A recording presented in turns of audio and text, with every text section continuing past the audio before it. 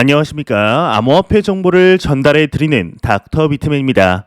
월요일도 슬슬 마무리되고 있습니다. 어떻게 오늘 하루 잘 보내셨나요? 오늘은 아침에는 비가 조금 내렸지만 그래도 하루 종일 해가 쨍쨍한 날씨가 이어지고 있습니다. 이러한 햇살이 크립토 마켓도 조금 비춰준 것인지 이 비트코인을 기준으로 전반적인 상승세가 돋보였는데요. 물론 지금까지 보여주었던 하락분과 비교했을 때는 만족할 만큼은 아니지만 그래도 투자자분들의 애환을 아주 조금은 달래주지 않았을까 싶습니다. 이런 시장 상황 속에 암호화폐 시장에 여전히 많은 소식들이 나왔는데요. 오늘 남은 시간도 잘 마무리하시길 바라면서 내용 바로 시작하도록 하겠습니다. 구독과 좋아요, 알림 설정 부탁드립니다. 네, 현재 녹화 시간은 2022년 6월 6일 이제 월요일이죠. 오후 3시 45분을 지나고 있습니다. 금일 오전부터 비트코인을 기준으로 전반적인 상승세가 눈에 보이고 있는데 시가총액 1위의 비트코인의 경우는 전날 대비 4.65% 상승하며 31,000달러를 다시금 탈환을 하였습니다. 2위의 이더리움의 경우는 4.24% 상승 1,871원대를 보여주고 있는데요. 시가총액 6위의 카르다노 에이다의 경우는 무려 10%의 상승을 보여주며 메이저 탑10 코인 중에 유일하게 두 자릿수의 상승대를 보여주고 있습니다. 0.62달러를 나타내고 있으며 우리 애증의 코인 리플 XRP의 경우는 7위로 다시금 밀려났는데 전날 대비 2.54% 상승한 0.402달러를 나타내고 있습니다. 이 상승폭만 본다면 이 엉덩이가 무거운 게 비트코인보다 시가총액이 높은 게 아닐까 싶은 합리적인 의심이 드는데 지금 비트코인의 도미넌스 같은 경우는 46.5%, 이더리움의 도미넌스는 17.8%로 암호화폐 시장이 매우 강력한 도미넌스 시장 지배력을 나타내고 있습니다. 그렇다면 과연 선물 투자자들은 이제 중단기적으로 어떻게 바라보고 있을지 포지션을 한번 보고 넘어가도록 하겠습니다. 지금 보시다시피 전반적인 평균을 보았을 때 비트코인의 경우는 24시간을 기준으로 롱 포지션이 소폭 높은 것을 확인할 수가 있습니다. 이더리움의 경우도 크게 다르지가 않죠. 51.84%를 나타내며 그래도 조금 더 상승할 것 같다라는 기조가 더 많은데요. 이 XRP의 경우는 거의 비등비등합니다. 0.6%, 0.7% 차이는 크게 차이가 나지는 않고 있죠. 이제 5분 단위로 보았을 때는 그 폭이 더욱더 이제 높습니다. 비트코인의 경우는 롱 포지션의 비율이 한 5분 단위로는 한 59%에 계속 낮아지고 있네요. 말하는 사람 좀 민망하게 59% 말하는 순간 57.5% 57%로 낮아지고 있습니다. 이렇게 비트코인을 비롯한 암호화폐 시장의 전반이 이제 상승세를 나타내고 있지만 정말로 디커플링이 이루어지고 있는 것일까요? 최근 들어서 이제 미국 증시와 상관관계가 소폭 약해지고 있는데 나스닥의 경우는 조금 하락을 했고 이제 S&P 500 같은 경우도 1.63% 좀 하락을 하면서 정말 디커플링이 이루어지는 것이 아니냐라는 목소리 계속해서 나오고 있습니다. 이제 달러 인덱스 지수의 경우도 0.12% 하락하면서 점점 이런 이야기들이 가시화되고 있는데요. 이런 소식 속에 이제 선물 시장의 대규모 청산이 이루어졌습니다.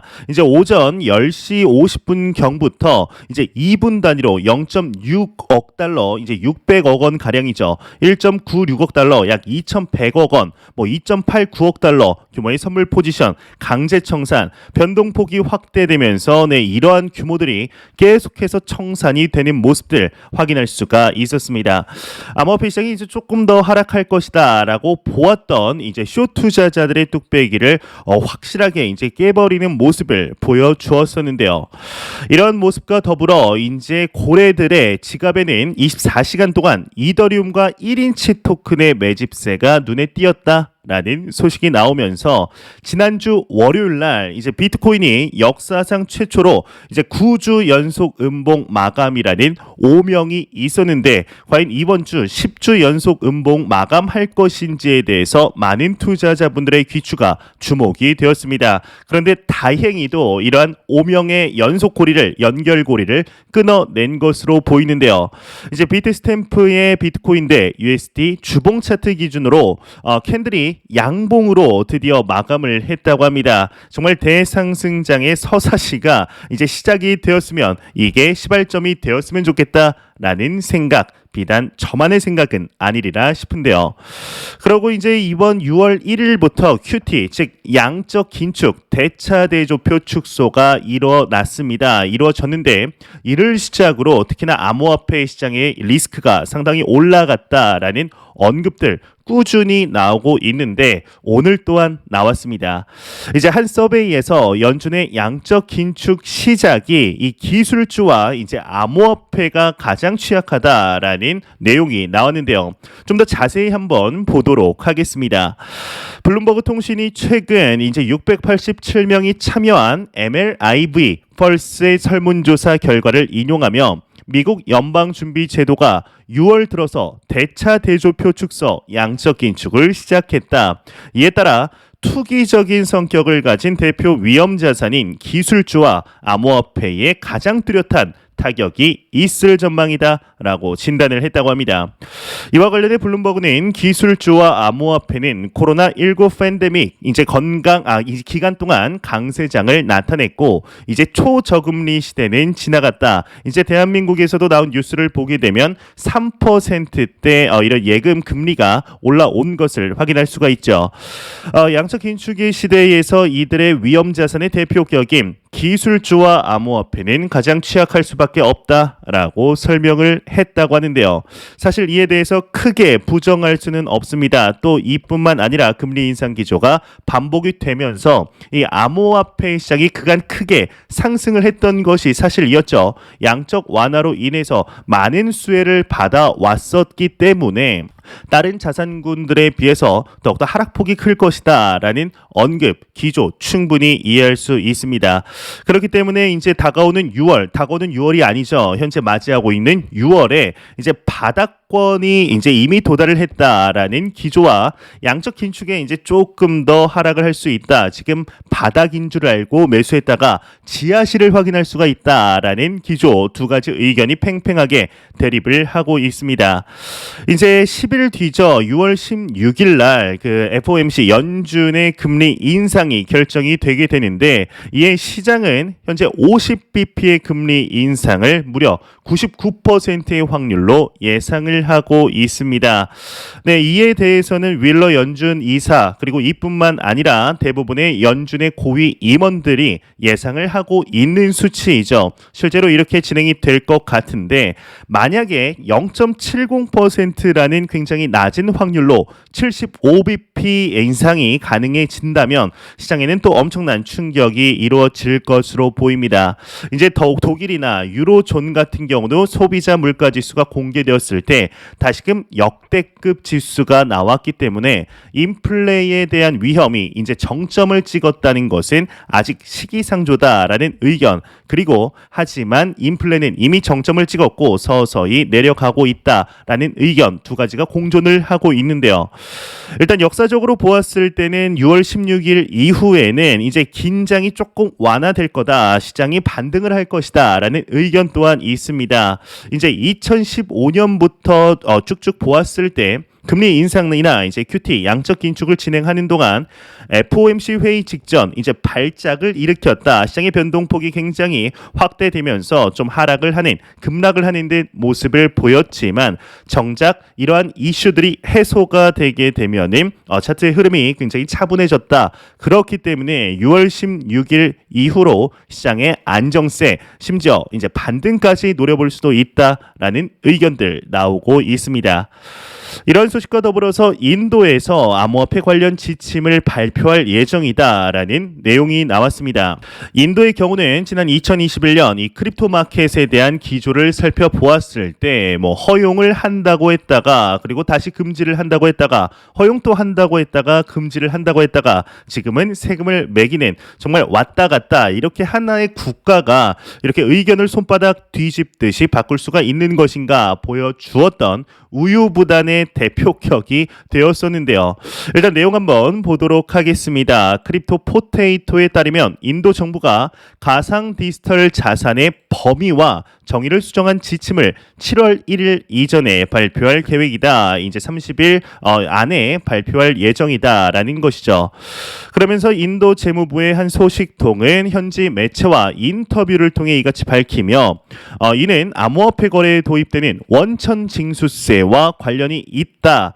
다만 그는 1%의 TDS 즉 원천 징수세의 세율을 낮출 계획은 없다라고 이제 덧붙였다고 합니다. 일단 인도의 경우는 4월 1일부터 암호화폐 거래에 30%의 자본 이득세가 부과되기 시작을 했죠. 이제 7월 1일부터는 1%의 TDS, 이 이제 원천 징수세도 추가적으로 부과가 된다는 건데, 이 30%의 자본 이득세에 대한 1%를 원천 징수세로 또 거둔다라는 이야기로 받아들이시면 될 것 같습니다.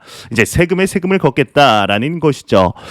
이에 대해서는 이제 일각에서는 정말 이 암호화폐 과세가 적합한 것이 맞느냐라는 이야기들 나오고 있습니다. 이 30%가 좀 너무한 것 같다라는 이야기 계속해서 나올 수밖에 없는데요. 만약 이게 대한민국에서 발생을 했다면 아마 암호화폐 시장의 거래 그리고 시장이 소폭 침체될 가능성도 높습니다. 30%가 절대로 작은 수치가 아니기 때문이죠.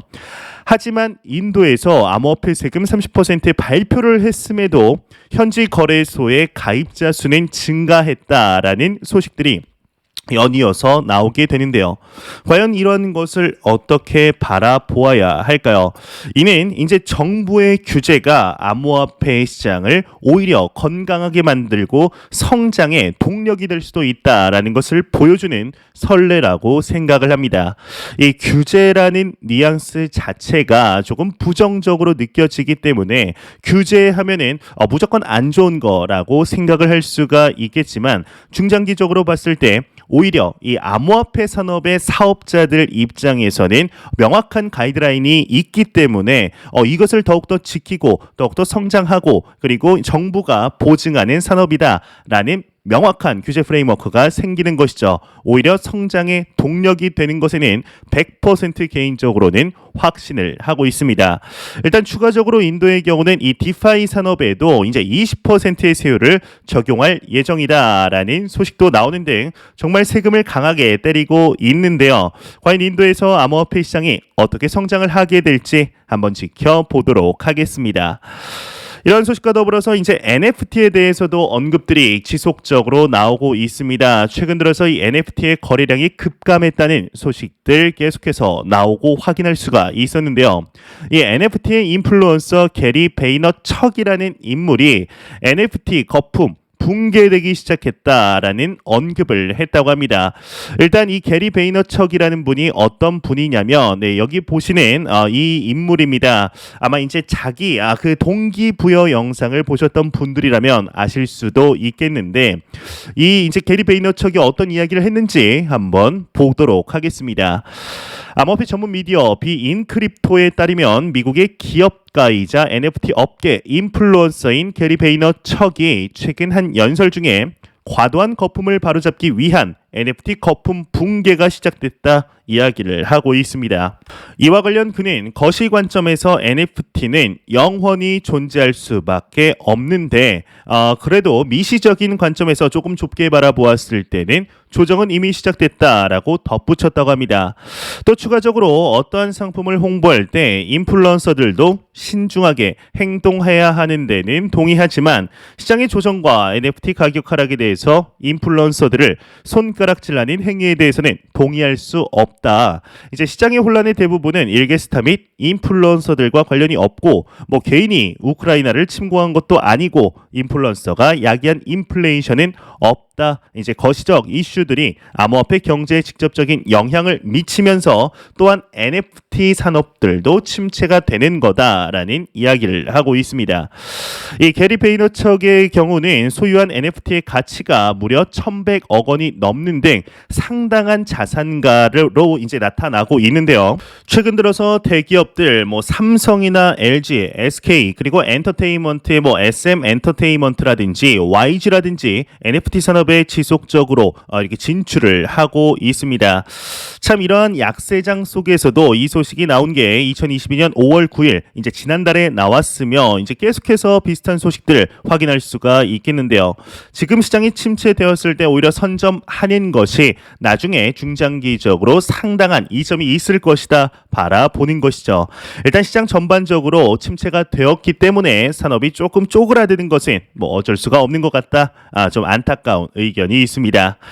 그러면서 호주의 골드코스트 시장, 골드코스트라는 이제 곳의 시장이 비트코인으로 지방세 납부를 허용하는 것을 검토하겠다라는 소식도 나왔습니다. 아마 이와 비슷한 소식들 지속적으로 나오고 있는데 이제 시민들이 비트코인으로 부동산 보유세 및 지방 재산세 등 납부를 허용하는 방안을 검토 중이다 이렇게 이야기를 하는 거죠.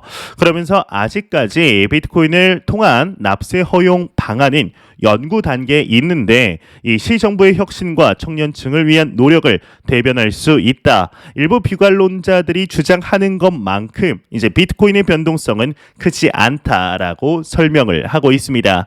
현재 이제 호주의 골드코스트의 시장이 톰 테이트라는 분인데 제가 혹시나 이 톰 테이트라는 분이 이 비트코인에 대해서 과거 어떠한 발언이 한 것이 있는지 한번 찾아보았는데요. 제가 찾지는 못했습니다. 이번이 처음이 아닐까 싶은데요.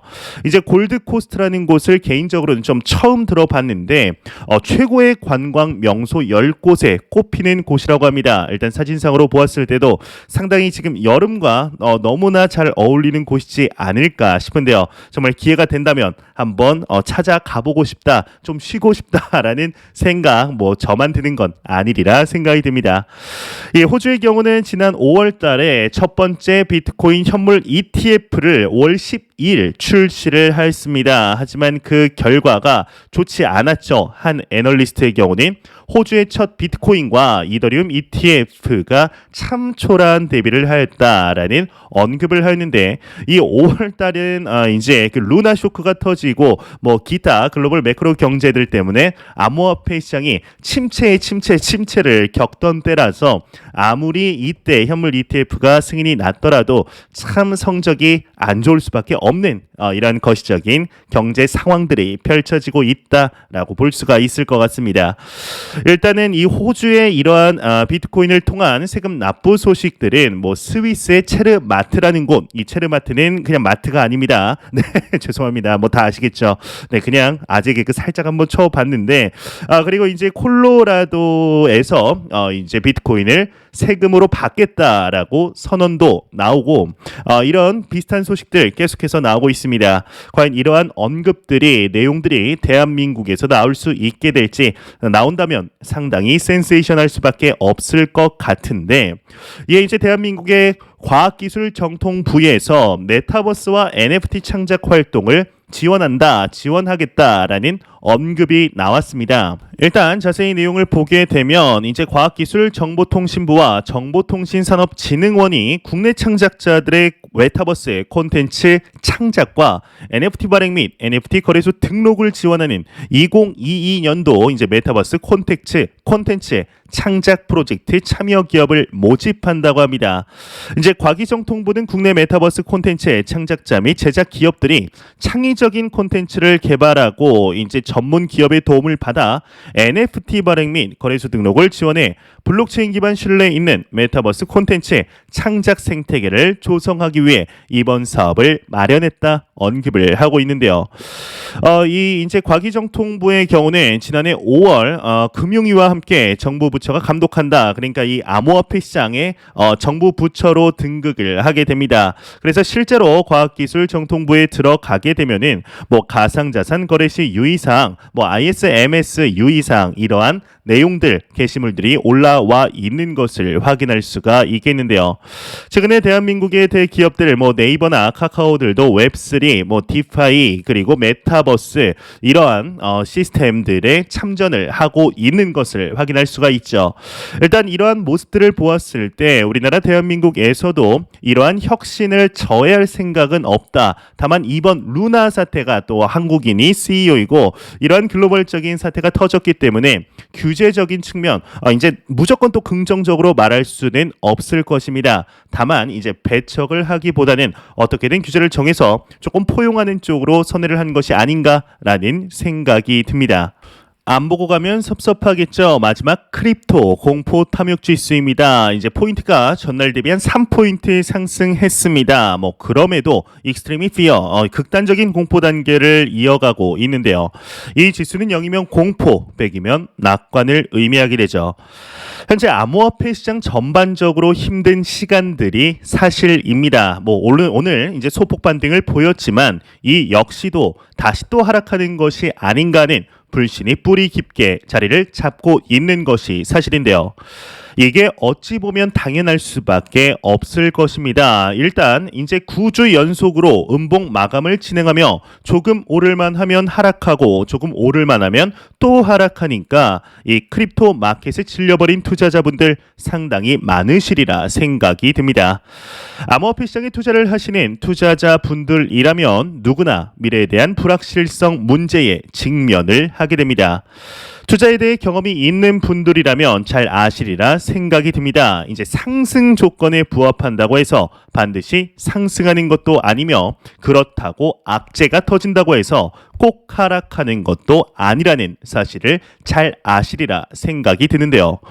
역사를 통해 과거에 이랬으니 앞으로도 저럴 것이다 라고 생각하는 것 역시 오류에 속한다고 생각을 합니다. 이 주식시장의 변동성도 맞출 수가 없는데 하물며 최근에는 상관관계가 조금 낮아졌지만 주식시장의 레버리지라고 불리우는 암호화폐 시장의 변동폭을 과연 그 누가 맞출 수가 있을까요? 단기적인 변동폭에 대하여 확실하게 이야기를 하는 사람들은 속으로는 본인의 또 다른 이익을 위해 발톱을 숨기고 있을 가능성이 높습니다. 현재 글로벌 경제들을 보았을 때 더 이상 상승의 가망이 없어 보이다가도 오늘과 같은 상승이 딱 이틀만 지속이 되면 디커플링을 외치면서 진짜 반등이다, 찐반이다 라고 외치는 것이 시장의 모습입니다. 이는 역사적으로도 그래 왔으며 현재도 앞으로도 그럴 것입니다. 그러다가 다시 하락하면 역시나 이럴 줄 알았다며 고개를 절레절레 젓기도 하는데 이럴 줄 알았다면 올랐으면 팔면 되지 왜 안 팔았을까요? 이는 굉장히 간단합니다. 시장의 변동성은 그 누구도 맞출 수가 없기 때문이죠. 우리는 단순히 백 사고 차 사고 집을 사려고 이 시장에 투자를 하는 것이 아닙니다. 이 경제적 자유를 위해 투자를 하는 것이며 이를 위해서는 이 시장은 단기적인 시각이 아닌 절대적인 장기적인 시각으로 또한 오랫동안 함께할 수 있는 여유 자금을 통하여 투자를 진행하시길 진심으로 바라 보겠습니다. 제가 준비해온 소식은 여기까지입니다. 영상 도움이 되셨다면 구독과 좋아요 그리고 광고 한 편만 처음부터 끝까지 시청 부탁드립니다. 이 채널은 오직 광고 수익으로 운영이 되게 됩니다. 항상 영상 시청해 주시는 시청자분들, 구독자분들 너무나 감사드립니다. 마지막이 되니 갑자기 말하다가 기침이 나올 뻔했는데 아무튼 오늘 남은 시간 잘 마무리하시길 바라면서 저는 더욱 도움이 되는 영상으로 찾아뵙도록 하겠습니다. 지금까지 닥터 비트맨이었습니다. 감사합니다.